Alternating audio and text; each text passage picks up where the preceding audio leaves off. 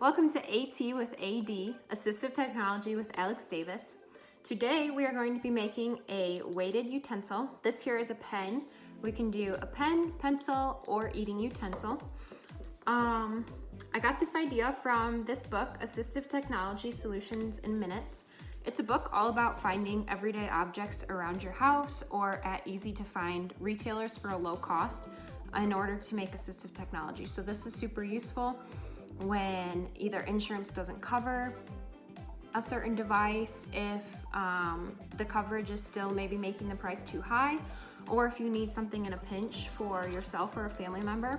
It's also great for practitioners to be able to make something for their clients. So for our project today, we're going to need vinyl gloves, which are really hard to come by right now, so I wish you luck with that.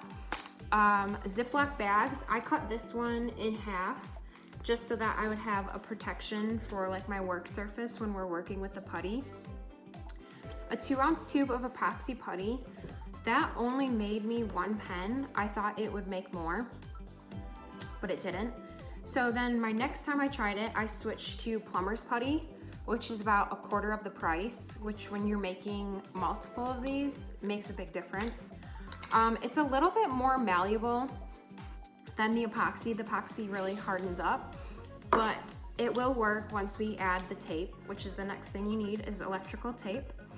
And then the other thing is either buckshots or I just got BBs, which this is what adds the weight to the utensil. So the more or less you add is the more or less weight that your utensil has.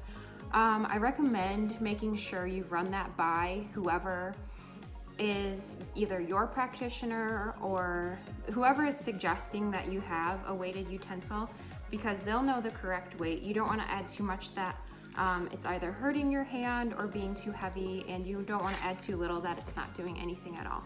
So I'm going to lay out these materials, move the camera down so that you can see my work surface, and we'll get started. So the first thing we're going to do is grab the plastic gloves and put those on our hands. This is so our hands are protected from the epoxy, or in this case, the plumber's putty. Next, we'll take the Ziploc bag, I cut mine in half, and put it over our workstation so that we can protect our countertops. Next, we'll take the plumber's putty, take as much as you'd like in the beginning, you can always put some back, and begin kneading it out with our hands so that we can begin to form it and place the pen on top of it. Like I said earlier, if you're using epoxy, this will take 2 to 3 minutes to warm up, but the plumber's putty is way more malleable, so you should be able to use it right away.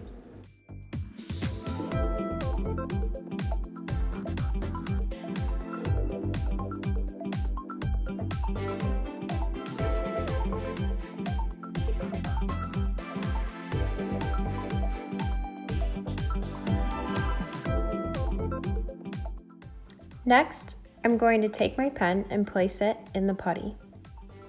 I'm going to push it down so that it's secure in the middle and the end of the pen is still sticking out.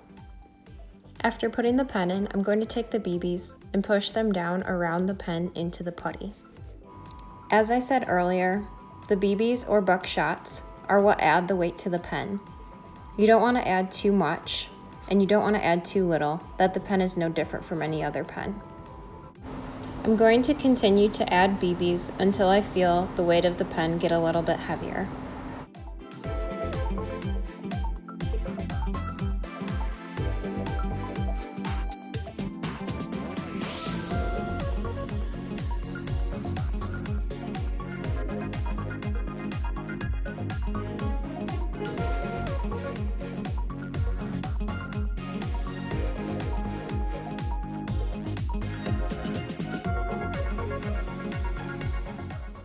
Next, I'm going to begin to fold over the putty around the pen and shape it. I took off a little extra putty because it was too long for the pen I was using. Begin to roll the pen and putty around in your hand and shape it to the form that you desire.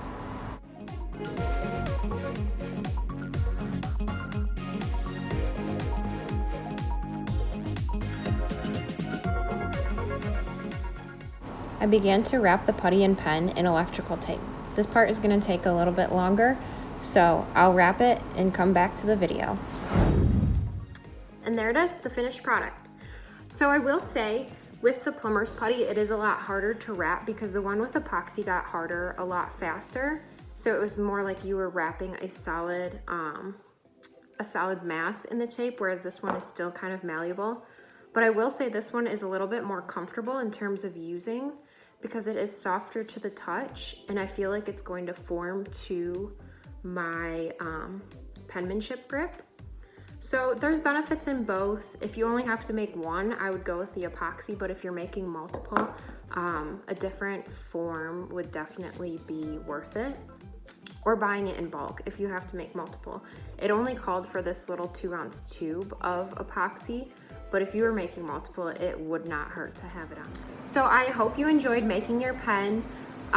This same method can be used with eating utensils such as forks, knives, spoons, and then also pencils, pens, markers, really anything that the person might need more weight in their utensil with.